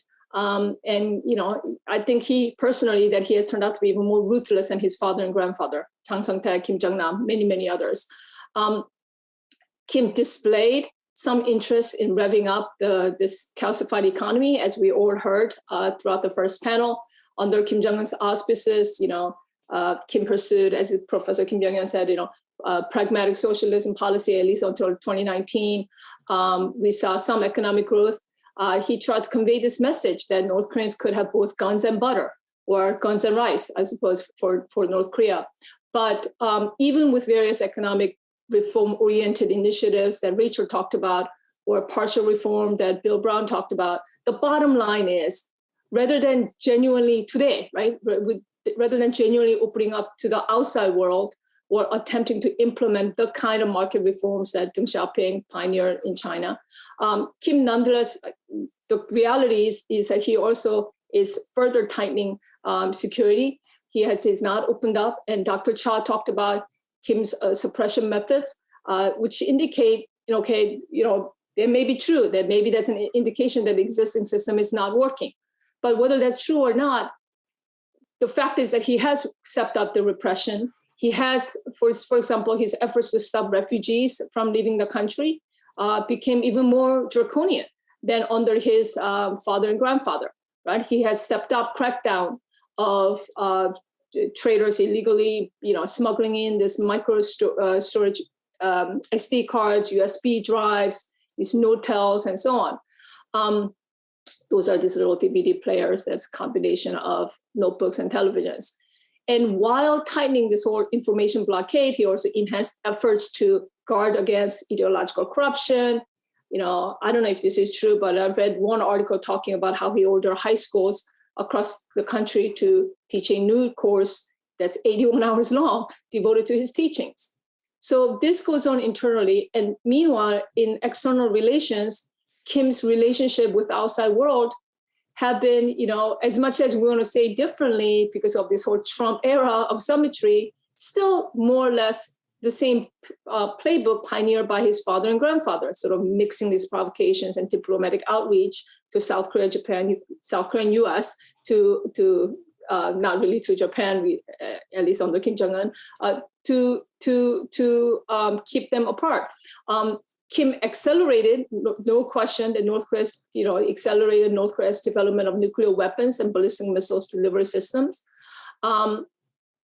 Kim has conducted now, 4 out of 6 nuclear tests, more than 130 missile tests to show his increasingly very powerful arsenal. During a decade of his rule, he relentlessly accelerated North Korea's nuclear missile program, and now has obtained a credible nuclear deterrent. And a shift to symmetry and diplomacy during the Trump years, it might have brought on a brief pause, but after the failure of the Hanoi summit, we again saw Kim Jong-un picking up the pace of North Korea's nuclear missile modernization programs. So in October 2020 parade, we saw Kim Jong-un parading and showing off a number of different weapons and technology, including the new ICBM, supposed to be the largest in the world, dubbed Hwasong-16.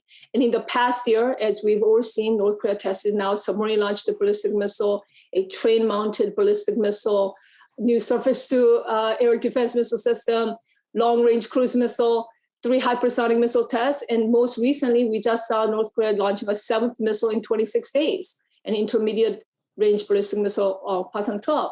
And this is all part of North Korea's strategy and broader efforts to diversify its missile arsenal and to evade and defeat missile defense system. So today, North Korea has missiles capable of hitting any point in the U.S., amass 30, 40, up to 60 nuclear warheads. They're still churning out enough fissile material to at least build 6 additional bombs a year. And available evidence suggests that Kim Jong-un is moving on to the next step, placing multiple warheads on a single missile, which is, of course, would frustrate US missile defenses. So in sum, North Korean state repeatedly, so internally, they have repeatedly defied predictions of instability from all the Korea watchers, right? The regime didn't collapse after the death of Kim Il-sung in 1994, death of Kim Jong-un in 2011. And more than a decade after Kim Jong-il's demise, Kim Jong-un remains in power. And in spite of the difficulties, economic difficulties we talked about, or difficulty of feeding his people, North Korea has shown an uncanny ability to survive. And not only has it survived, it has been able to wield influence that's far beyond what its economy would suggest, right? At least GDP-wise, it's comparable to Burkina Faso or Albania. So, so that's the reality. I'm glad actually Ken and Dr. Chow also brought up the issue of Kim Jong-un's health. I do think in terms of if we're ever going to talk about prospect for instability, it's actually his health, and that is the biggest wild card. So I'll be happy to talk more about that. So I'm glad that point has been brought up. So I'm just going to conclude my comments with this final comment. In the description of today's event, it says Kim Jong-un is currently facing serious obstacles to realizing his ambitions of what's the word? Making North Korea into a nuclear power state and developing prosperous economy. That he's facing serious obstacles. Maybe the economy part of that is true. A lot of internal domestic issues. I can see sort of why we would say that, but at least in terms of serious obstacles in becoming a nuclear power state, I don't see that. And in fact, North Korea's strategy to double down on its nuclear missile programs, I think seems to be working for Kim Jong-un. And in terms of, because we don't have a good solution to this or response to this, and in terms of his priority and goal and objective, after a decade in power, after 3 meetings with President Trump, Kim's foreign policy goal remains unchanged. Then that's securing international acceptance of North Korea's nuclear weapons power. I'll wrap up my remarks there. Thank you. Okay, thank you so much. We have very exciting discussion about the regime and the foreign policy. If I'm allowed to summarize what we discussed in the first session and second one, in the first session, well, economy has been hit very hard. That is a sort of consensus among panelists. And Kyuchul mentioned that the manufacturing output might have declined by 20% from 2017 to 2019. And now is the coronavirus pandemic effect. But second session, well, how can I summarize this discussions? Perhaps unstable stability or stable instability. Or my word is sort of fragile equilibrium. So economies has been hit very hard, but internally, the politics regime look stable, although there are kind of grains for instability. But foreign policy in terms of military power, North Korea's behavior defies all kind of pressure and successfully frustrating United States and South Korea. Okay, how can he sort of make these equations, economy, politics, and military power, into one equation? In other words, suppose that the economy has been hit very hard. Okay, as we mentioned, still you think that North Korea will not change its military behavior, and the regime, will be same as it's now. Okay, that is my question to all the panelists.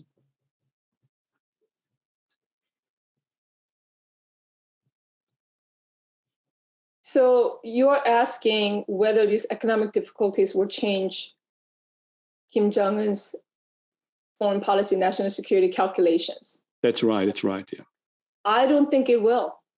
If anything, that's the only leverage they really have to, in the end, get international community, U.S., to lift sanctions and get to some sort of agreement with the United States and can come sort of some sort of arms control or freeze deal of some kind, and normalize the international community to accepting North Korea as a nuclear weapon state, like we did with Pakistan. I think that's their goal. And the more difficulty they have, I think that's where they're headed. I mean, I don't see, even with a popular disaffection, and I just don't see how that leads to a change in Kim Jong-un's calculation in terms of nuclear and security policy. And we've seen, I don't believe, the stability depends necessarily on the public. Because even if they can mobilize and have a public uprising. I mean, we've seen that once, not even an uprising during the whole currency reform fiasco. We have not really seen that because North Koreans don't even have an ability to mobilize at this point. So I think that's way too much to expect coming out of North Korea. So that means only elite support, whether elites support the regime or not, will define instability. So as long as the elites rally behind Kim, I don't see instability happening for the regime, and I don't see economic difficulties changing Kim Jong-un's calculation. Look at the famine years. There were millions of people who perished, and the regime survived. So I don't think that's what's going to lead to a shift in calculation in terms of his strategy, nuclear and security policy. Thank you. Anybody else? 우리가 북한을 다룰 때 When we are dealing with North Korea, there is a trap of a misunderstanding. I mean, what we need to be cautious about North Korea is, when we are explaining about North Korea is, we need to think about North Korea will be doing this because they are North Koreans. But in the international relations, and there are some commonalities and the universal traits or the universal features. And based on the universal value, they make the direction, and the uniqueness is about when the direction will be actually coming into a reality. Dr. Kim told us about the economic difficulties. However, the politics is stable. I don't think it's stable. What I'm saying is they needed to at least show off as if they were stable. Otherwise, they're going to collapse.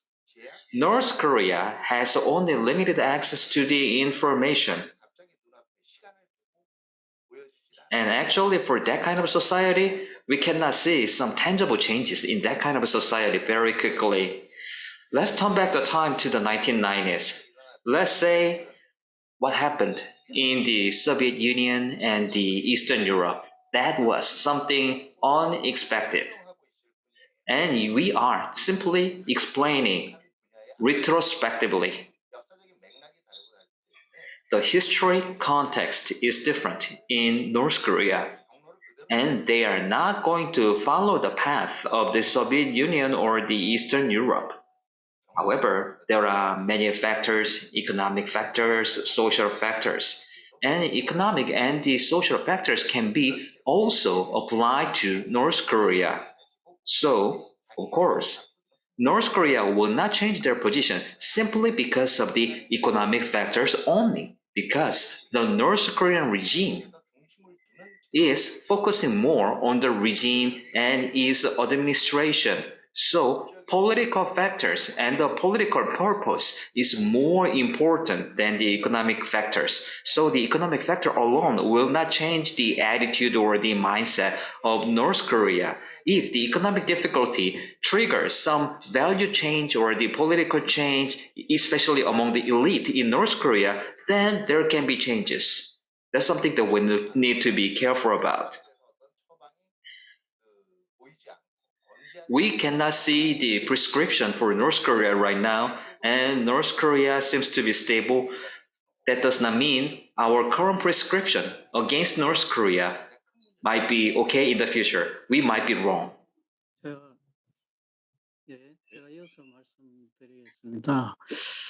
Let me also continue. So about the situation of North Korea, what we can conclude is that first, Kim Jong-un is controlling everything. So this is my conclusion. And why is this important? If the leadership is unstable in nuclear state, then it can cause a lot of risks to the close countries around that state. So from the fact that this party is controlling the military, it somewhat gives a feeling of relief to us. And secondly, the unofficial economy of North Korea has kind of overwhelming, like sweeping the official economy. So it was moving into this direction, but after the COVID-19 outbreak, North Korea actually is trying to reverse this situation. So Kim Jong-un is utilizing this two facts, COVID-19 and lockdown, to 라는 거고요. possess exclusively the power under himself. We don't know whether there will be a market-led economy formed in the future, but Kim Jong-un has been using this COVID-19 situation to actually control the market, and we can say that he has been somewhat successful for the past 2 years. And then through this crisis, North Korea has executed a strategy to restore the North Korea-China relations. And then North Korea started to receive support from China. So I was informed that every day 20 trains went into China, and then China has promised to support 1,000 trains, so 1,000 cars, so 20 cars for 50 days. So during the Olympic period, we can say that during the Olympic period, the support will be given to North Korea. So those imported items will be fully controlled by the regime. In this way, Kim Jong-un may be able to control the economy completely based on this support from China. So that's my conclusion. Yeah, I would say that, one thing that I would say about North Korea, if we had to give a watchword or a code phrase or whatever for North Korea, is it's resilient. North Korea can handle the internal parts of tension inside the regime, whether it's political, whether it's economic.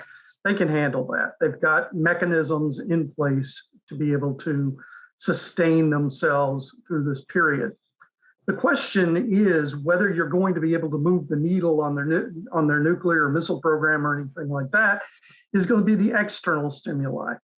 Which means, are they able to engage with the U.S.? Is the U.S. willing to put stuff on the table, such as sanctions relief? I think that there is a deal to be made there, but it has to come from the U.S. Can't be an inter-Korean dialogue. It has to be the U.S. But right now we have, the Biden administration who's focused on Russia, is obsessed about China, and is paying very little attention to North Korea unless North Korea acts up. So what is North Korea doing now? They're acting up a little bit, and they're trying to get our attention, and we'll see if it works. I doubt that it will, because it's going to look like rewarding bad behavior if we engage with them. So we're kind of caught in a catch-22. So I suspect that we're going to continue along this line. North Korea is going to continue to be able to hang in there domestically internally, but they are going to continue to test their weapons programs. They've got a long way to go in the testing program. They still need to be able to show that they can mate a warhead to the missile.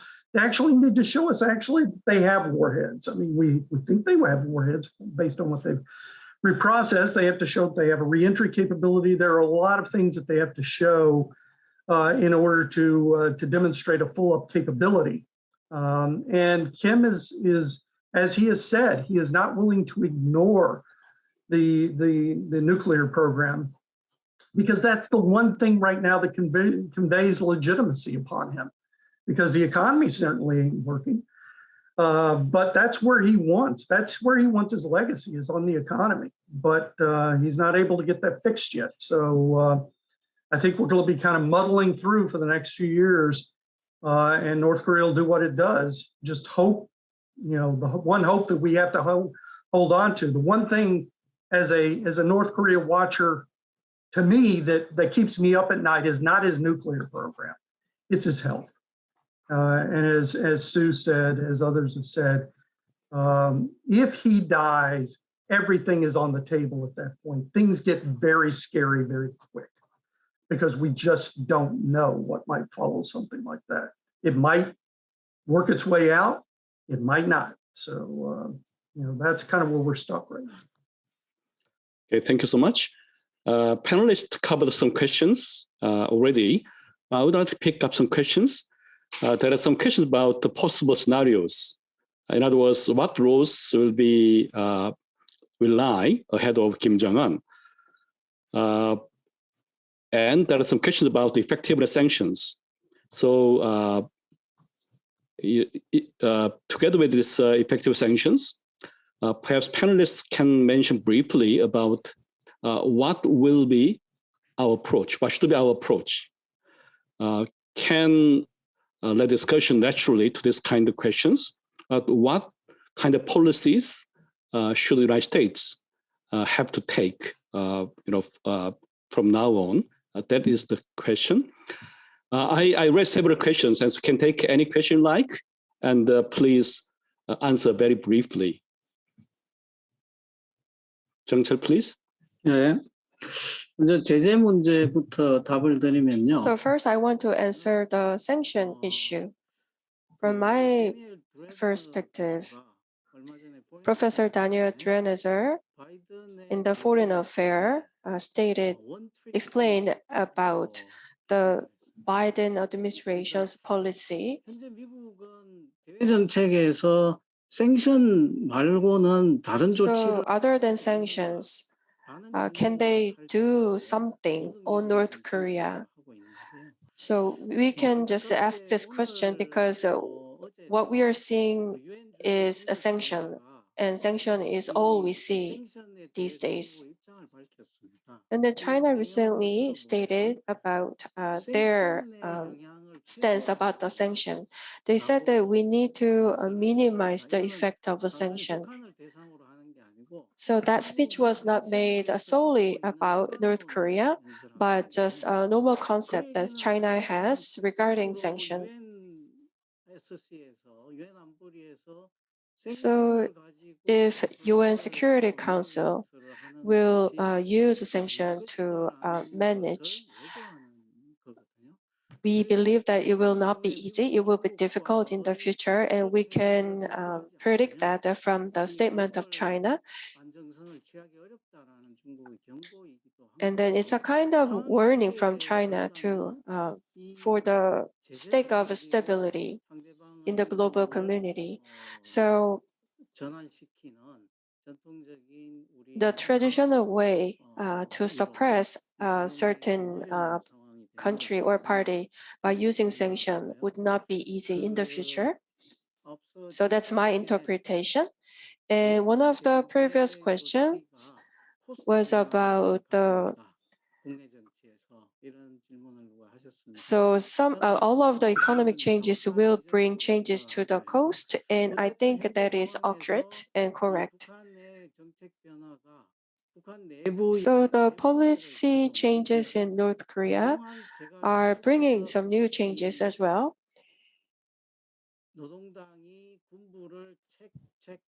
And then I said that WPK is checking the military because so much of the assets that were taken by the military before are now being taken by the WPK currently. So we see that the resources are now being shared in North Korea, and then the party is now controlling this. 제재 문제와 관련해서 몇 가지 얘기할게요. 물론 And let me make a comment regarding the sanction. 네. 아주 간단한 질문이에요. It's very brief. If sanction is not working, which means sanction cannot motivate North Korea to take action, then why should we lift the sanction to have a dialogue? Whether we lift the sanction or not hinges upon whether the sanction can bring about some immediate outcome or not. That's what matters. Of course, it's a political decision. However, through the sanction, my question is, if the other party, I mean North Korea, is not changing at all, and if they think their regime is sustainable, in that case, probably the sanction might not be working. So what matters is between the sanction and dialogue, we should not say sanction is working and dialogue is not working. And I don't think that is too much of the dichotomy. Yeah, thank you so much. Sorry about the shortage time, shortage of money, shortage of time. Always the problems we face. Today is the shortage of time, but we had great discussions about North Korean politics and economy. It's wide spectrum among the panelists. That is great as well. For the last comment, Kim or Jisoo Kim, would you just wrap up the sessions, please? Yes, thank you, Pyongyang. I'd like to thank all the distinguished speakers for joining us today, especially our Korean speakers for staying up late at night for us. It's already past midnight in Korea. Hopefully you will have a good night's sleep there.